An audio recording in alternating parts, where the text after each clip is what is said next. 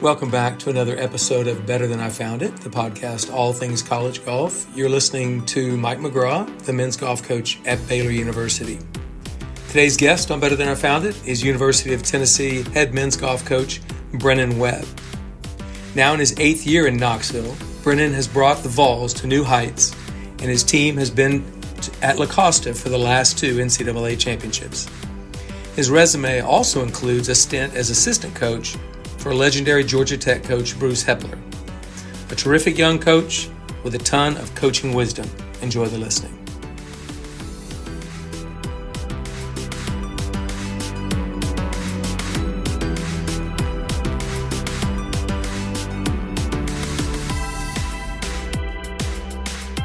All right, Better Than I Found It listeners, join me in welcoming to the podcast University of Tennessee head men's golf coach Brennan Webb to the podcast today. Hey, Brennan, great to have you on Better Than I Found It.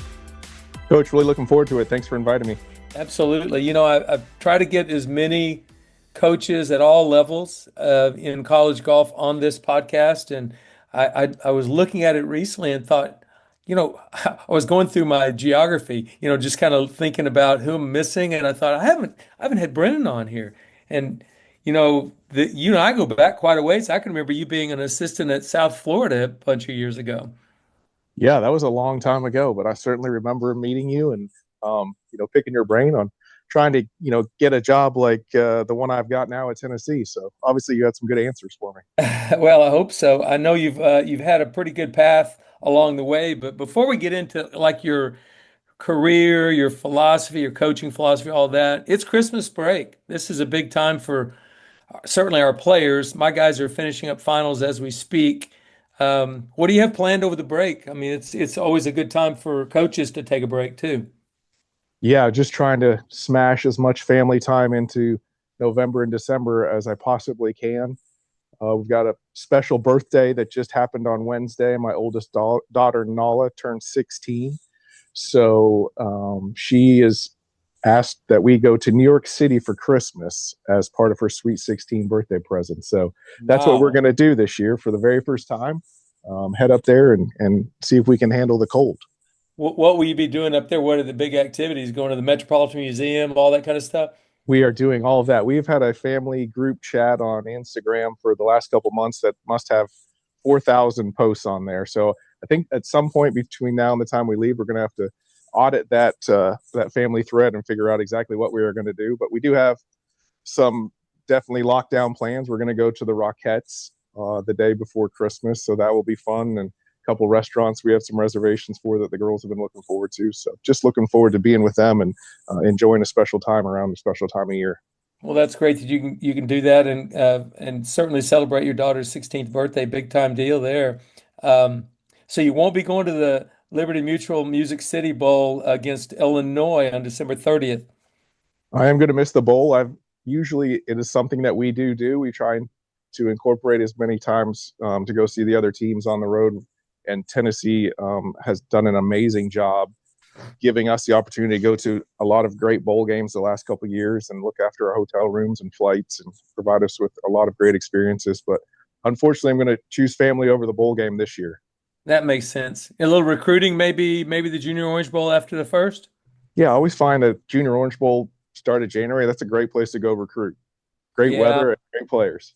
I've always loved the Junior Orange Bowl. I got to play in that thing one year, and years later when I went to recruit for Mike Holder, Mike used to send me, well, he was a pretty intense head coach. He used to send me to the Doral on December 18th or 19th. And I would watch Doral, stay Christmas Eve and Christmas on Miami Beach, and then do the Orange Bowl the 26th through the 30th. I was there for over 11 days for several years in a row. I can remember standing on the range with you at Doral when I was my very first year coaching in South Florida. And I remember you taking meticulous notes of all of these players. And I was thinking, he's at Oklahoma State. That guy is nowhere near good enough to Oklahoma State. Why would he even be writing that down? But I certainly figured out why, and certainly was one of the tips that I picked up along the way from you, watching you do your work. Well, I've watched you from afar too, and pretty up close at times, and I think you do a lot of really great things. And I want to talk to you about Bruce Hepler at Georgia Tech in a minute, because I think He's one of my favorite coaches in our profession for sure. But you grew up in Canada, in Bracebridge, Ontario, Canada. Is that a golf community, or what's going on there? Uh, I would say that it was not necessarily known for golf, although my family is tied in very big to the golf scene there, whatever scene you could describe as what was going on. My father and my mother were both school teachers, but uniquely, they were also my dad was also the golf professional at our golf course, and my mom was the manager. Because the seasons were so short, they were able to do both of those things, and we essentially grew up at the golf course during when the snow wasn't on the ground, and played hockey and basketball and did all those other things when it was on the ground. But yeah, my dad's done a lot of amazing things for a lot of junior golfers up there, and grew up in a town of 10,000 people, and I think there was almost 30 kids that went away on golf scholarships. So my dad poured a lot into those kids, and changed a lot of lives. That's extraordinary. 10,000 people in a town and 30 kids have gone to play college golf. That's unbelievable. Yeah, it was something. My dad was the golf pro there for almost 40 years, and he never gave a lesson to an adult, but he gave all lessons to junior golfers and never charged them a dollar. And would get up at 6 o'clock in the morning and have junior golf clinics before school, before he would go and be the principal at the school in town. So pretty amazing guy, put a lot of effort into that. And again, those kids benefited from it. My sister and I being the first two. That's amazing. I was a school teacher, and my dad was a club professional for 35 or 40 years. So we have a lot in common relative to that. So I was going to ask the question, who was the most biggest influence on your golf game? I have to assume now that was your dad. Absolutely. Yeah. There's no question about it. It was just something I loved to do. I loved to play all sports, but I loved the individual aspect of golf and having control of, my process and my preparation, and not having to prove anything to any coaches or teammates. And I love just getting after it by myself, and kind of had passion for that, as opposed to all the other sports, but I did play a lot of other sports. Am I right, or am I correct about this? Hockey players make great golfers. Am I right? I would say so. Yeah, there's a lot of similarities in the motion of a slap shot and a golf swing. Certainly, the body rotation, and just the strength that is required in your lower body to be good at skating is certainly translates into golf. So, yeah, my town was full of guys that played hockey for 6 months and golf for 6 months. Wow. Well, a good friend of mine who's now retired, Herb Page at Kent State, recruited Canadians all the time. Did he recruit you? And how did Fred Warren get you down to Johnson City? Oh, both funny stories there. Obviously, growing up in Ontario, all I ever wanted to do was play golf at Kent State. That was the spot. Everybody that was any good, that was 4 or 5, 6 years ahead of me, from David Moreland, Chuck Crawford, and Brian DeCorso. All of these guys, went to Kent State, so I figured that's the spot that I needed to go. And unfortunately, the timing didn't work out to where I kind of got hot later in my junior golf career, and Herb had kind of passed me on by and gone another direction. And I was lucky enough to be introduced to Fred through a mutual friend of ours, Mr. Jim Ahern, Oh after yeah. after I had won a tournament in Boston that Titleist sponsored. And then, luckily enough, I went and qualified for the U.S. Junior at Wollaston, Massachusetts, and I beat in the first round. I'm almost certain his name was Todd Lancaster, who was going to Kent State, and I felt like that was some redemption in that I was beating the kid that was going to Kent State where I wanted to go to. But as has happened numerous times in my life, the path that I thought I wanted ended up, the path I went down ended up being better for me in the long. And I loved my time at ETSU playing for Fred. Fred was he and I have something in common. We were both assistant coaches for Mike Holder at one time and at Oklahoma State, and I always respected the job Fred did, and he had a competitive team for a long, long time. And in fact, um, he I mean you told me how you end up getting there, but once you got there, you guys had a really good team. Your junior year, I think you guys at one point were ranked number one, and you finished third at nationals at the honors course where Tiger Woods won. Talk about your teammates, talk about that season. Just what was it that gelled for that team? I think it was the growth over 3 years. My freshman year, the NCAAs were in Dallas, and we finished 11th. And our starting five was three sophomores and two freshmen. And the five of us had played every single tournament together. And so just the growth as we kind of grew together into those years and added a couple more guys, and just kind of never really looked around thinking we couldn't beat anybody. We had one, I guess I would describe him as an alpha player, Garrett Willis, who was, one of the two or three best players in the country that year. He won 4 times, first team All-American. And then, 5 or 6 guys that just wanted to beat him and wanted to beat as many people as they could. And some great players, Keith Nolan, who was on the Walker Cup team, Eamon Brady, who played on the Challenge Tour, Dave Christensen, who played on the Buy.com for 7 or 8 years, a great player. I think Sean Coach was our 7-man, and he was the runner-up in the Western Am the year after. So kind of just shows what a great job Fred had done, maybe getting some guys that had been overlooked by, quote unquote, the bigger schools. Although at the time ETSU was certainly a big golf school. I think we finished inside the top 15 for all 4 years that I was in school at the NCAA championship. So certainly competing with everybody. Yeah, I don't think people really recognize or understand the job that Fred was doing at East Tennessee State. I mean, he recruited a lot of international players, which was great, but he got some good Americans as well, and he was always competitive. And I still keep in touch with Fred today. Awesome, awesome guy. My wife loves him because he's a dog lover. So. Yep. He's just really has always done things for the right reason and done it well. And a lot of people don't realize he also won a national championship at TCU on the women's side. So he was always about success. Yeah, as you are ought to find out when you're 19 and 20, you don't kind of see where the messaging is coming from and the love and passion he had behind it. But certainly, as I've reflected back on it, and also because been in his position as a coach, understand where he's coming from, and have come to realize that he was really, really, really good at his job, and we've become much closer later on in our relationship than we were probably in college. But I respect everything he did, and now being in the chair that I'm in, understand how great he was at it and how hard a job he had where he was doing it. Well, really, totally. And another thing he did was he built an incredible facility. I assume that came after you played. Is that correct? Yeah. That team that was the number 1 team in the country.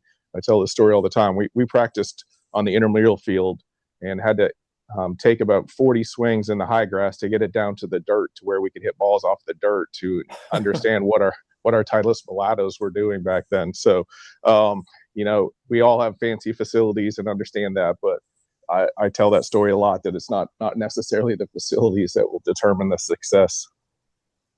Yeah, and I on my podcast here in the last couple of months, I was telling a story of JT Higgins calling Mike Holder when JT got the job at Texas A&M, and he basically said, "Coach, I've admired the job you've done for your whole career, and I want to build a great facility like you have because we all know you have to have great facilities to have a great team." And Mike said, "Are you kidding me?" He said, "We won 5 national championships at Lakeside Golf Course." And he said, "You need to be more concerned with the players you're putting on that facility than you are with the facility itself." And JT took him at his word. But what Mike was basically saying was, yeah, go ahead and build that great facility, but think about who you're putting on there more than anything. Yeah, I remember Coach Hepler tells a story that I think the first time Karsten Creek was under renovation, they didn't really have an opportunity to be out there every day, and they won the national championship that year, playing at Lakeside, like you said. So, at the end of the day, the guys that you got on that facility are going to determine your success a lot more than the actual facility, that's for sure. Yeah, absolutely. Well, so you finished your career at East Tennessee.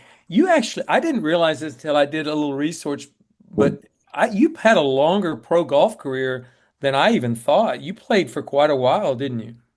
Yeah, I played for about 10 years. I think, I didn't necessarily play full-time right away. I went and worked for my dad a lot and did some kind of post-education work, and then decided that I felt like I had gotten good enough to give it a shot, and probably played for a little bit longer than I needed to, I guess. But I was always kind of good enough to pay my bills and not really ask anybody for any money. but probably not good enough to make a living, I guess is the way I would describe it. So, but, that career led me to where I am now. And I'm thankful that that's the path that I took. Yeah, in 2009, you actually had full status on the Korn Ferry Tour and had 3 top 25 finishes. You won the Coors Light Open. What tour was that on? This is actually a tournament out in Fort Myers that they've been had for 60 years, probably. It's a big deal down there. I think I ended up playing with Nolan Hankey, Tommy Tolles, and George McNeil in the last group that year that I did win. So those were all kind of Fort Myers guys. That was a big deal for me at the time, because I think the check was $15,000, and I probably had about $15 in my pocket and bank account combined at the time. So, that was a big deal. I was maybe a month and a half after Nala was born, so right around 16 years ago. Wow. Well, so was that about the time? I mean, was it shortly thereafter you decided you wanted to get into coaching, and how did you get connected with Chris Malloy to get it South Florida? Well, I bullied him is the honest to goodness truth, Coach. I had caddied for a summer that previous summer for John Houston on the Champions Tour while I was doing all my licenses and certifications for financial planning. Did all of those, completed all those, had a great job lined up with a gentleman that had been sponsoring me in the past. And I was about 2 weeks away from going down that route, and I was in Westchester, New York at the senior PGA, and I looked and I saw somehow, some way, an advertisement for the University of South Florida assistant golf coach position. And that night I kind of did some research and figured out how to get a hold of Chris. And that was the first of many conversations we had over 3 months before he finally relented and hired me. And to the shock of my wife, I was back and, making no money and traveling a lot, just like I was when I was playing professional golf. When I went to work for Mike Holder at Oklahoma State, at that time they had a limited what you could pay an assistant coach, $16,000. I took an $18,000 pay cut to go to work for Mike Holder. My wife thought I was nuts. Yeah, I think my wife, after 10 years of playing professional golf, we had one child and another one on the way. I think that idea of a steady paycheck, doing some financial planning was pretty enticing to her. But yeah, Chris, I finally, I think one of the last phone calls I said to Chris, I said, look, you're paying $24,000 a year. You aren't going to get anyone that's any good anyways. Just give me a chance. You didn't even sell yourself. You just said, I've got to be as good as somebody that you're going to hire. Right. So, spent, less than a year with Chris before I got to go to Georgia Tech. Yeah. So, I mean, Chris was kind of a young coach at the time as well, wasn't he? Yeah, it was his first head coaching job, his second year at South Florida, after being with Trey Jones at Florida State for 5 years. So his second job, first head coaching job. I think a lot of people don't realize how small this golf community is, this golf coaching community. It's crazy small, isn't it? It really is. And, you end up being tied to a lot of people's circles. I think Trey Jones still tells me that I'm on his coaching tree because Chris worked for him and then I worked for Chris. So, it is, especially, back then when there wasn't 3 assistants and everyone was even a lot of places didn't even have a full-time assistant. And so it was a lot tighter community, I think. And the circles have continued to grow over the years. Absolutely. Well, you spent almost a year with Chris, and then you got an opportunity to work with Bruce Hepler, which to me is very, very special. Bruce, I think it's no secret he was one of the hardest working guys you'd ever see anywhere for any reason. But there have to be some other things that made him spectacular, a great coach. Describe your experience there, and you worked for one of the very best in our profession. Yeah, I mean, seeing what he did day to day, understanding the complexities of coaching at Georgia Tech, and to see be a part of and see the results that he had. I'm not sure there's anyone else that would have been able to accomplish the things that Coach has accomplished at Georgia Tech. His passion for his job and how much he wanted to succeed, not just on the golf course, but off the golf course as well. And the care and love that he had for his players, sometimes tough love, but no doubt love. It certainly changed the course of my life. It changed the course of my wife's life, my kids' life, and has allowed me to, have the modicum of success that I've had so far in coaching. I owe it all to Coach Hepler and watching his example. I agree with that. And, he and I are very, very good friends, and we share in common both having been assistant coaches as well for Mike Holder. But I don't think people realize how many obstacles he overcame to make that a world-class facility, a nationally competitive team every single year. It's not like it was just laid out on a silver platter for him. He overcame a lot to get what he got accomplished. Yeah, and the thing that I really appreciate about Coach is he never used any of that as an excuse. He just figured out a solution and went and got it done, and that's why he's had who had the career he's had, and he is who he is. And I appreciate that about him. There was never any excuses. He was just, we'll figure it out. This is the hand Totally we agree dealt. with that. We're going to lose him. He's going to be out of coaching after May. Yeah, it's going to be weird. I thought about that a lot, and I hope they have a great semester and send Coach out on top. And he's meant a lot to not only to all of us but to the game itself. And I don't think that college golf is where it is at anywhere close to where it is without Coach Holder, but with Coach Hepler right there beside him, and the amount of things that they've done to help all of us in our careers. I don't think any of us would be having the support and the resources that we have in our jobs now without what those guys did. And certainly the Golf Coaches Association wouldn't be what it is without Coach Hepler and the amount of time and effort he's put into that. So I think, beyond just his coaching success, I think it's hard for some of the younger coaches to realize what he's done and what they are enjoying and benefiting from the work that he's done, and certainly Coach Holder as well. Yeah, I agree. I think that just the sheer body of work that he's put together has been amazing. And I want to ask the question, best advice Bruce ever gave you, or the best bit of wisdom that you ever got while working for him? You were 3 or 4 years with him, right? Yeah, 3 years. I think the best, just, I don't know if he ever said it in words, but just to realize to him, as much as he wanted to win, the results were never the most important thing, the golf results. And I found it shocking maybe when I realized that, because I had understood how much success that he had had and how many great results he had had, and also how much he wanted to have those results. But the days that we didn't get them, it wasn't the end of the world. And it probably hurt me more as an assistant because I wasn't as mature and grown up in that regard, and it was all about results because I was trying to grow my career, and I thought that if we won this, then that would lead to this for me, and let my ego kind of selfishly get in the way. And Coach never did that. He certainly wanted to win as much as anybody, but he understood that he didn't have as much control of those things as possible. And so that's the thing that I have always thought about, and maybe people don't realize as much about Coach.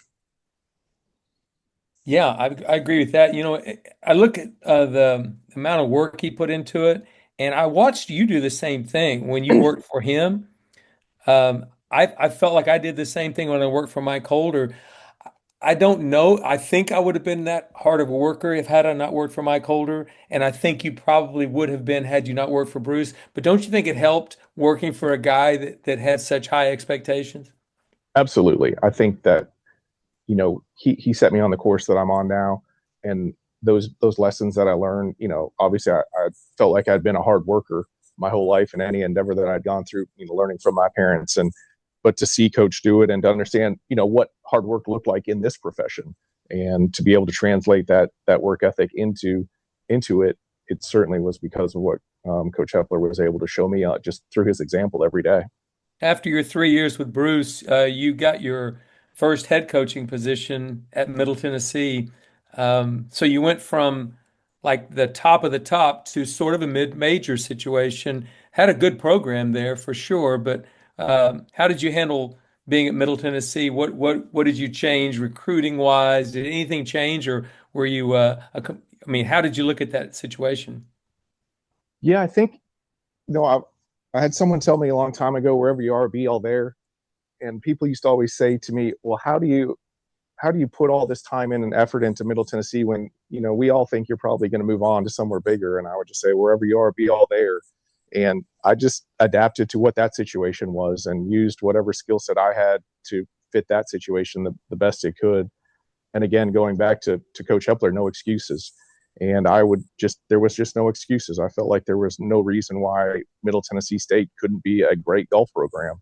And, you know, I think by the time we left, it was pretty close to a great golf program. It certainly was great when it came to the mid-major level. And I just felt, again, no excuses. Whatever needed to be done, you needed to go get it done. But certainly, you know, the level of who you were recruiting changed, but the way you went about your recruiting didn't. That's good. I like hearing that. You know what's crazy? I can't even believe it. First of all, I still think of you as a young coach. I don't know. Thank you. I appreciate that. Well, but I looked at on the website, it said you were born in 1974. I don't even believe that. That must be a misprint. There's no way. It's got to be a misprint. That's 94, right? Absolutely. Sure. That seems more reasonable. That's how I feel, at least. Well, anyway, you're a young 51. I do know that. But what I really can't believe is you've been at Tennessee for 8 years. That the time just flies by. And as we've seen in the results, you guys have gotten a lot better. You were better than they had been for a while, obviously. But what are you most proud of in 8 years there? And I know you're not stopping. You've got a lot more to accomplish. What are you most proud of so far? I think just the foundation that's been built. I feel like the program has a level of relevance that it probably has never had before, certainly in the modern era of college golf. I feel like the amount of people that are interested in what we're doing, the amount of people that are supporting what we're doing, all of those things are great. But just the players, you know, and to be there 8 years and to now have guys that are having children that I coached my first year at Tennessee, and Hunter Walcott's at final stage of Q school this week. He was on my first team at Tennessee, and just to see those guys growing up and understanding that what the choices they made back then that I asked them to make are helping them. And just, you know, all of it, just seeing the growth of everything, the program and the players and the relevance of it all. Yeah, you wanted to build a national contender. You've done that. And obviously you guys have been to the national championship the last couple of years. So it's easy to see that you'd be very proud of the foundation you've built. But I'm going to ask an unfair question. I did prepare you for this, so hopefully you've got an idea of what to answer. But describe your coaching philosophy in one word. If you could just pick one word, what would it be? I've battered this around, but I've decided honesty. Honesty, I think, has been the thing that I've tried to lean on the most when it comes to my coaching and my relationship with my players. And you know, I feel like when I've gotten away from that and not necessarily trying to lie, but maybe not being as honest as I needed to be in certain situations, has ended up has led to some comfort in that moment, but has led to detrimental results down the line. So I think honesty is where I'm going to land. I like that. That's a very difficult question. One word. That's hard. But you know, I'm always studying coaches. I study guys like you. I mean, like what makes you successful? You know, we've entered a new realm of collegiate athletics and certainly collegiate golf. It's changing. It's evolved. It's not what it once was. It's probably not, I'm not saying that in a bad way, but it is different. And I'm not completely certain I'm built for the next 50 years. It just doesn't look like I would be perfect for the next 50 years. But coaches have had to adapt and change as time has gone by. Who's your all-time favorite coach and why in any sport? Pep Guardiola, who's the coach at Manchester City. I watched a documentary probably during COVID or maybe a little bit before COVID on Amazon that followed his team around for a year. And I was just struck by his passion that he had and how much effort and time he put into his job, but his relationship with his players, and kind of going back to that honesty. He's at Man City who can basically go buy whoever they want. And so every player on that team has always been the best of the best.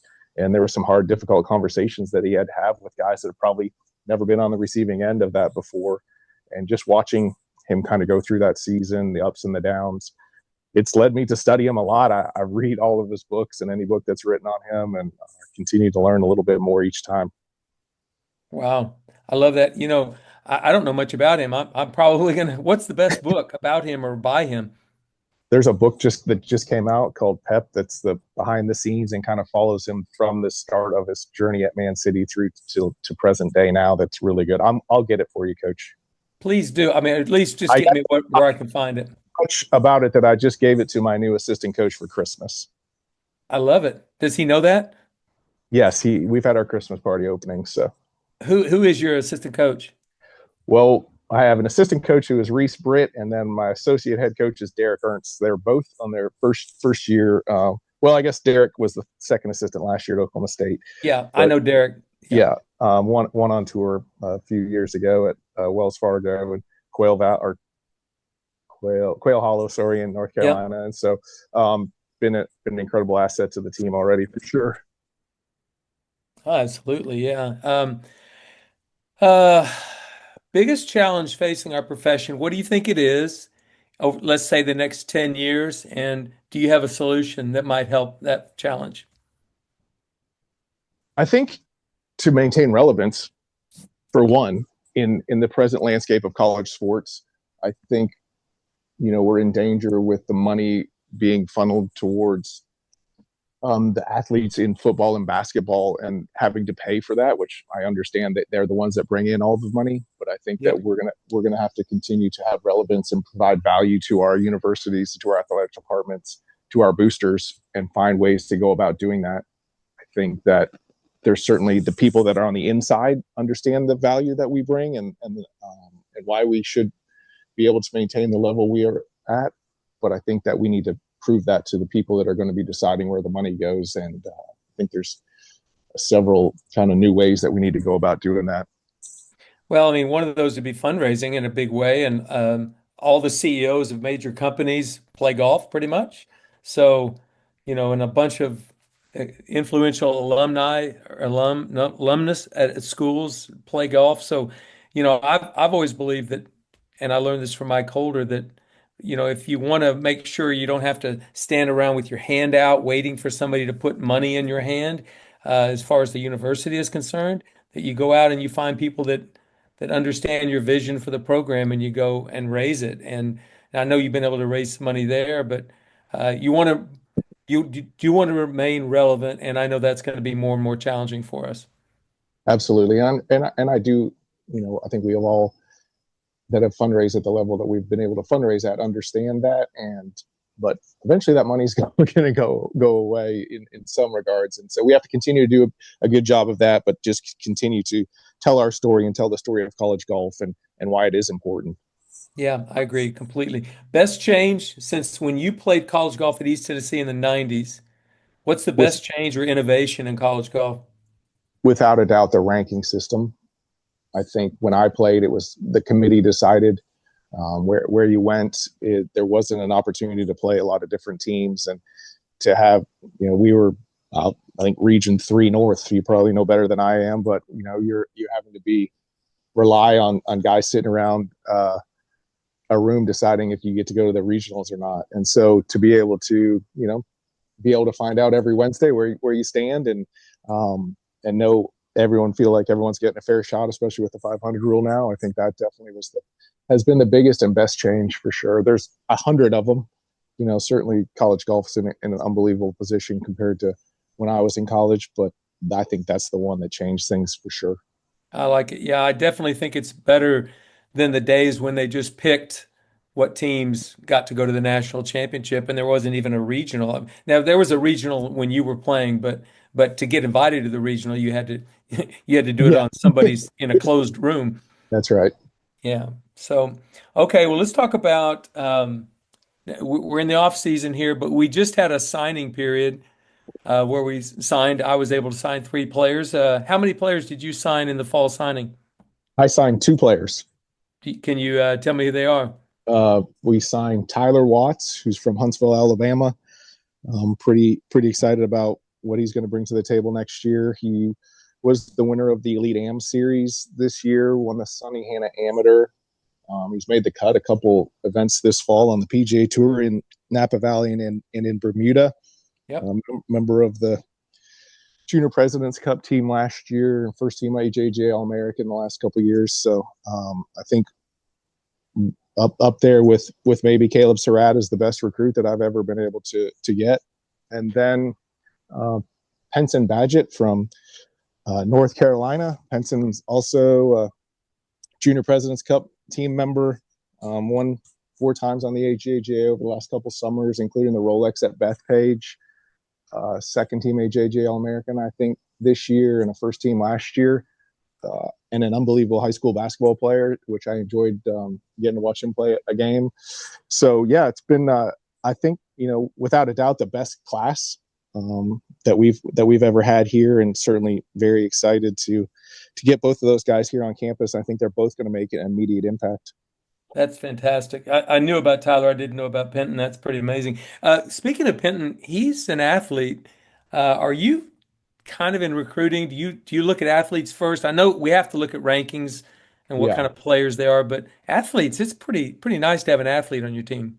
Yeah, I think that anytime that you're in a locker room and that you're in, especially in the high school setting, I think that's such an advantage when you step onto a college campus as a freshman, to know kind of the intricacies and dynamics of being on a team and being around guys and picking on each other, and maybe, understanding sometimes that goes too far, and how does that work out, and do you have the maturity to fight through that and figure that out. And so I think anytime you get a guy that's played high school sports at a good level like Penson has, then it's advantageous, and certainly not a necessity to have success in college golf, but it certainly doesn't hurt. One of my former players here at Baylor, Johnny Kiefer, who's playing very well in professional golf now, was a lacrosse player when I first saw him. He that was his first sport. Golf was not, but I could see he was a really good golfer, and I thought, you know what? I got Wyndham Clark as a point guard. I got, at Oklahoma State, and there were some others. It's like these athletes seem to do pretty well in the golf course. So. Yeah, I think I think of one of the best teammates I ever had was Dave Christensen, who played, cornferryby.com, whatever it was at the time, for a long time. He was a second team All-American at East Tennessee State.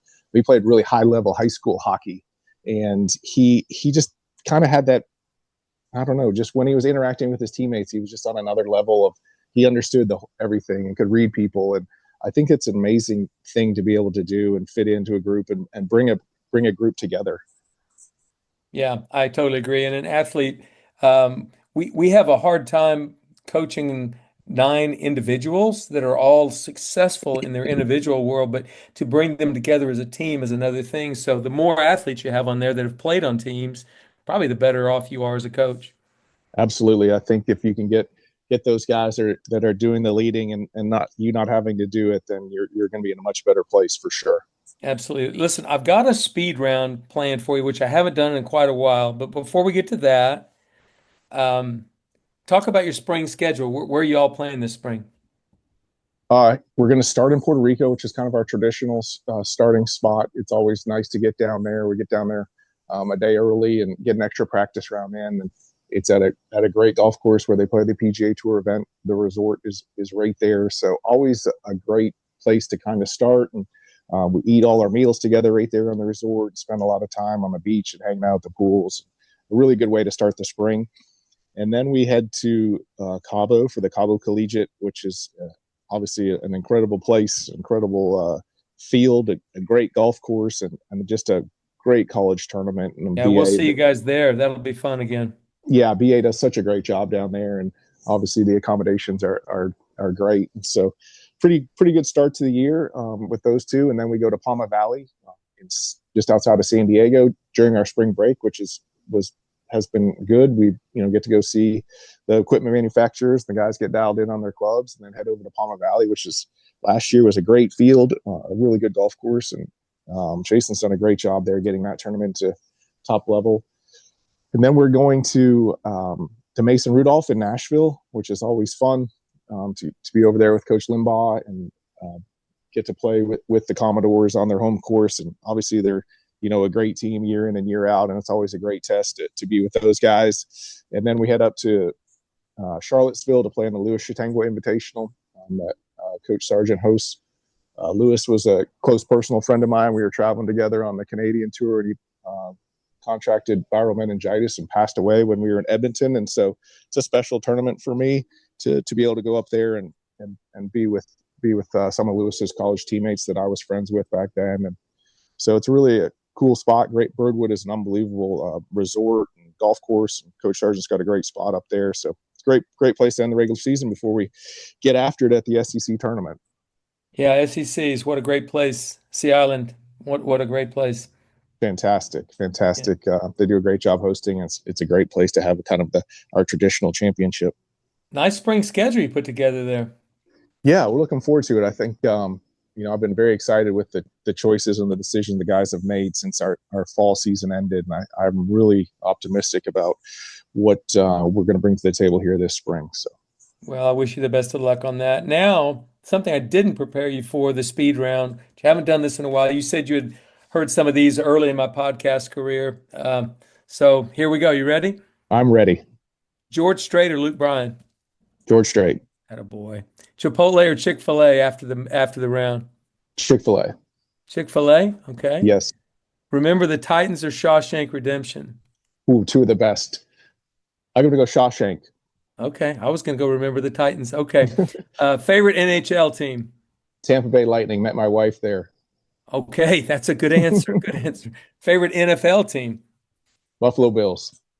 Buffalo Bills. That's because you're up north. That's why. Yeah. Watched them lose a lot of Super Bowls when I was in high school. Yeah. Just 4 of them? Isn't that right? Yeah.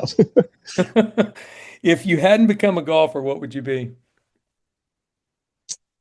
A statistician. A statistician. That's right up my alley right there.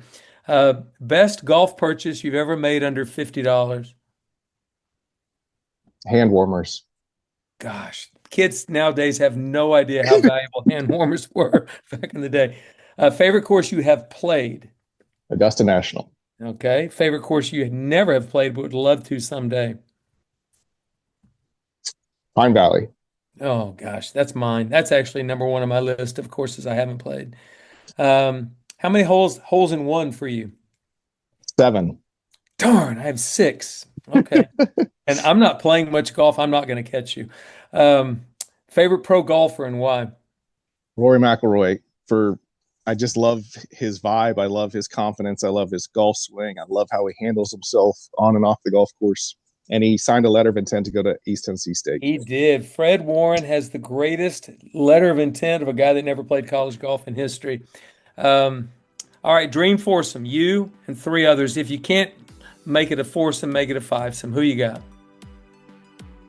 And I would say my dad, obviously, Jack Nicklaus, because that was my dad's guy. And I'm going to say Tiger Woods, because I don't know how you can learn something playing 18 holes with Tiger Woods and Jack Nicklaus. I think that's only the 2 best of all times. So that's right. Excellent. Well, listen, gosh, this has been fun. I really appreciate you spending some time with me here today, Brennan. You're a terrific coach. I thought of you as a young coach, but I guess you're really not anymore. So you're a seasoned veteran. Great job. Best of luck this spring. And thanks again for joining me today on Better Than I Found It. Thank you, Coach. Thanks for having me. Okay. We'll talk to you soon.